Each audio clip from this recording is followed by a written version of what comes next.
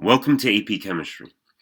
We begin our discussion of kinetics with a simple chemical process, the formation of graphite from diamond.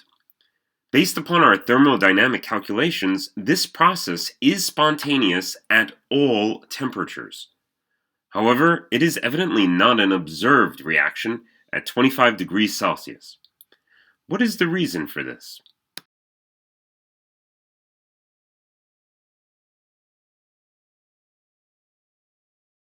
Simply because at 25 degrees Celsius, the reaction rate is too slow to be observable. It is technically possible for the reaction to occur at the given temperature, but the energy barrier, that is the activation energy, creates an obstacle which allows for the continued stable existence of diamond at the given temperature.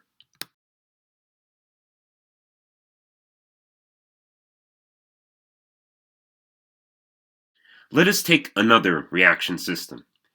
This reaction has a positive enthalpy and a positive entropy value. Therefore, it is only spontaneous at high temperatures.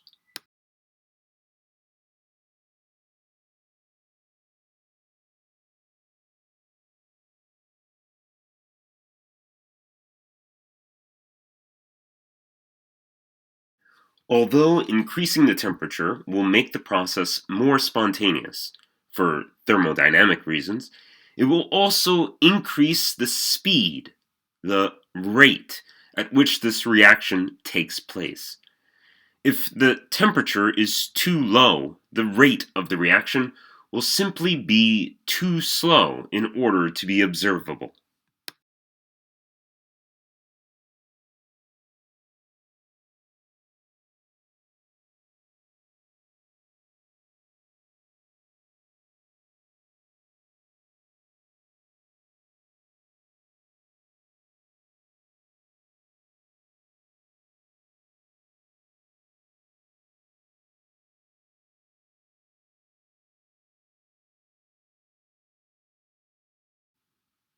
By changing the average kinetic energy of our system, there are more successful collisions occurring per unit time.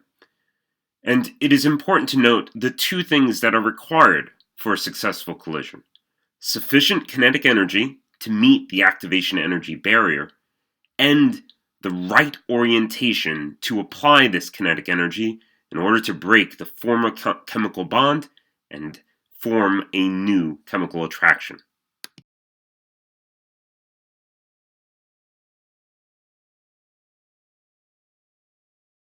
For any reaction system, however, the more available kinetic energy we have, that is, the higher the temperature, the more successful collisions will occur per unit time. Of course, we will also discuss in the future the priority of either the forward or the reverse reaction in our system, but this is beyond the central point of this unit. The point is, the more kinetic energy we have in our system, the more reactions will be able to occur. Therefore, temperature will increase the rate of reactions.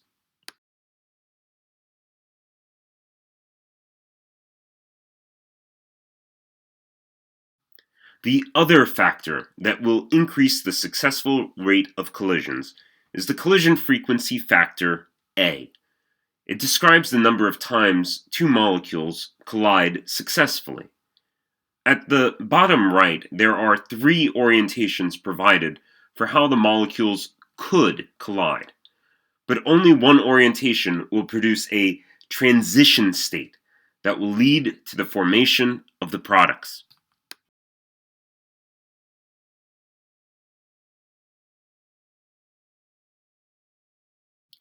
The value of A, together with the activation energy for the reaction system and the temperature, will all contribute to the rate constant K.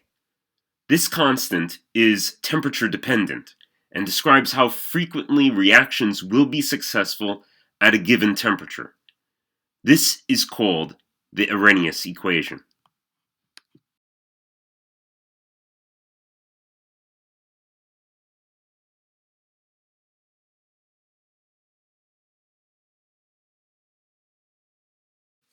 What is interesting to note is that if we rearrange the Arrhenius equation in order to refer to 2 points of temperature and 2 constants, we get a very similar equation which we previously used in order to solve for 2 vapor pressures at 2 given temperatures. Make sure this equation is in your notes.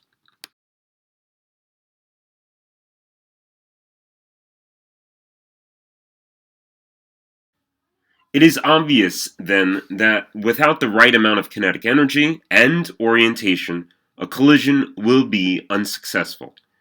Yet obviously, we are not playing pool with our reaction system. There must be another way to increase the possibility of successful collisions.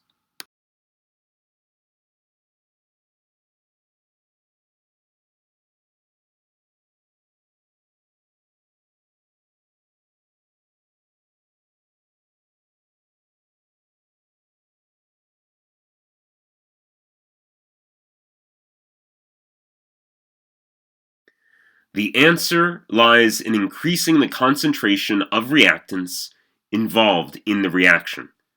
By increasing the number of particles in a given volume, we increase the possibility in which a successful collision, one with sufficient kinetic energy and orientation to meet the activation energy barrier, can occur.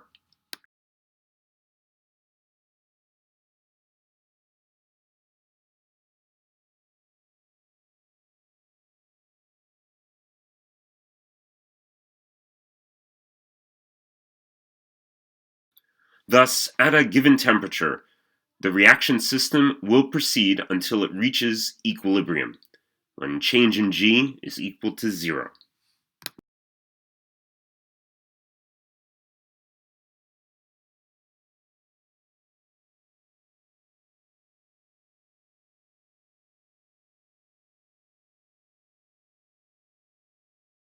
However, note carefully how the same reaction system responds differently to a higher temperature, a higher amount of average kinetic energy.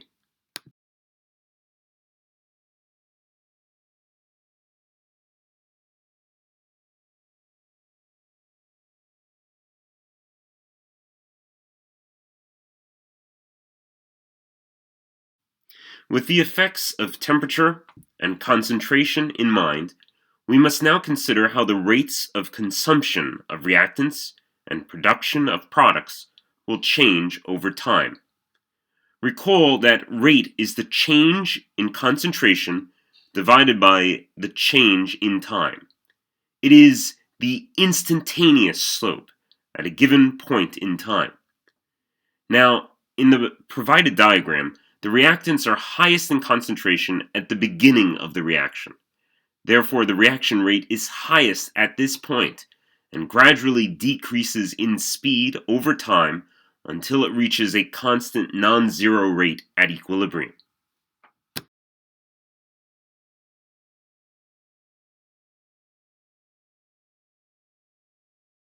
Since the rate of production is completely dependent upon the rate of consumption, with the essential difference that the reactants are decreasing and the products are increasing, we can relate reaction rates to each other using their coefficients in a balanced chemical equation. Therefore, for the reaction provided, the negative rate of the consumption of NO2 divided by 2 will be equal to the rate of production of NO divided by 2, which will be equal to the rate of production of O2.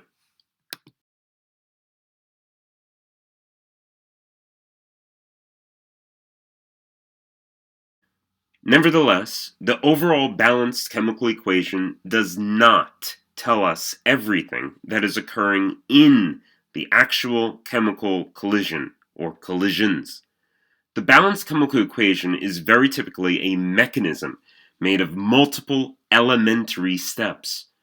An elementary step is a single collision, and collisions can be of all different kinds. There are unimolecular, bimolecular, and termolecular collisions. All of these will have a direct effect on the rate of the reaction. We call this relationship the rate law. The rate law relates the rate of the reaction to the rate constant K times the order by which a collision occurs. If a collision is dependent on one A particle colliding, we say that the reaction is first order with respect to the concentration of A. That is, the concentration of A raised to the first power.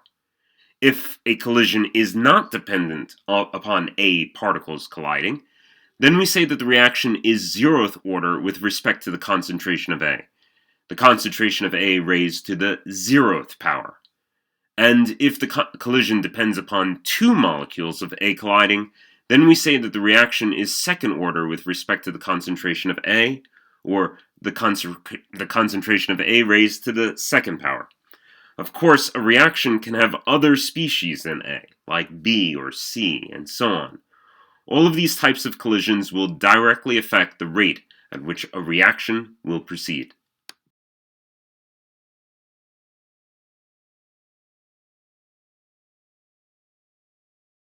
Take, for example, the decomposition of ammonia using a heterogeneous catalyst. Many such catalyst-driven reactions will result in a zeroth order rate law, since the rate will be determined not upon the successful collision of the reactants with each other, but with the actual number of available sites upon the catalyst's surface.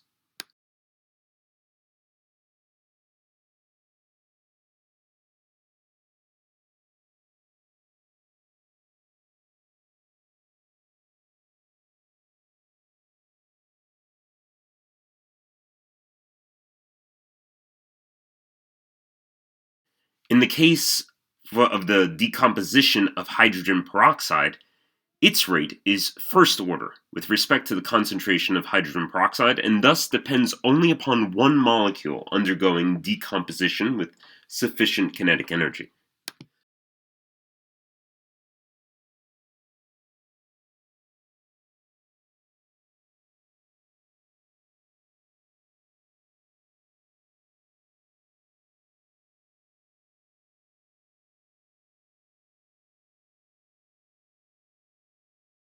We can also have a bimolecular collision made of two different reactants that are both first order.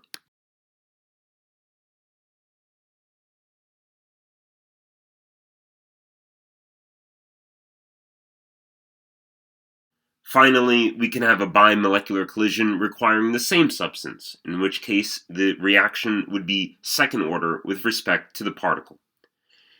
There are many possible scenarios, but the most frequent collisions are either unimolecular, bimolecular, or termolecular collisions.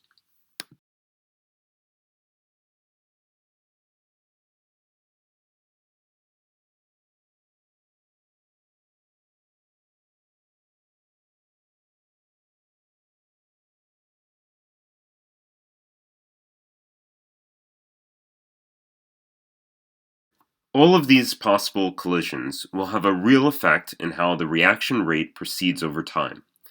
Note carefully how the order of reaction affects the rate in relation to the concentration and the concentration in relation to time.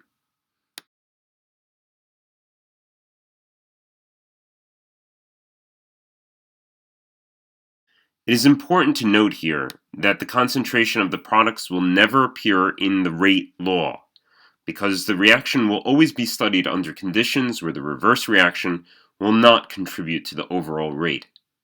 Furthermore, the value of the exponents must be determined from experiment. They cannot be written from the balanced chemical equation.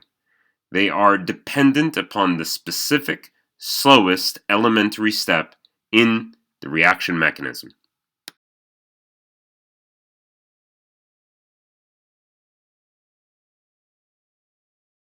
In any given mechanism, there will be one rate law that will limit the speed of the entire process. This is associated with the slowest step of the mechanism, what is called the rate determining step.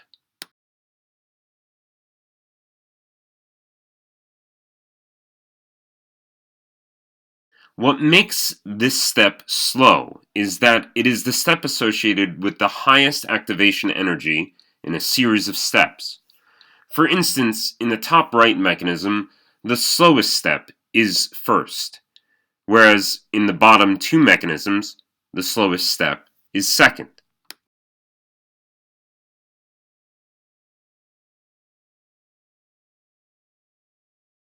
The rate determining step limits the speed of production for the entire process, no matter if the step is at the beginning or at the end of the process.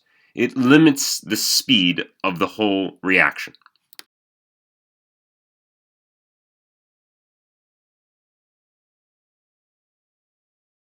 Now, it is finally important to note how the presence of a catalyst could increase the rate of reaction. It does so by decreasing the activation energy barrier, i.e., in some way by weakening the bonds that are to be broken. It, however, will not change the enthalpy change for the entire process.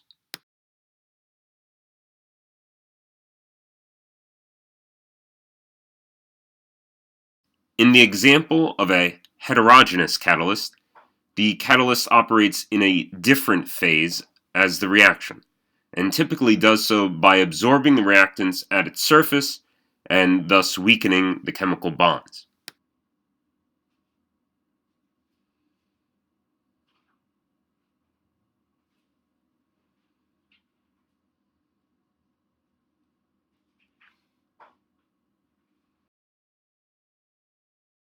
Homogeneous catalysts, however, exist in the same phase as the reaction system.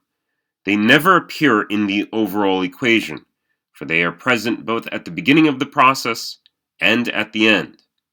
In the mechanism provided, NO is the catalyst.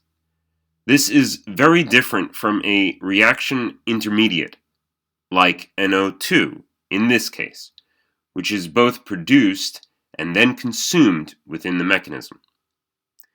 Till next time when we consider the mysteries of the absolute, Crit.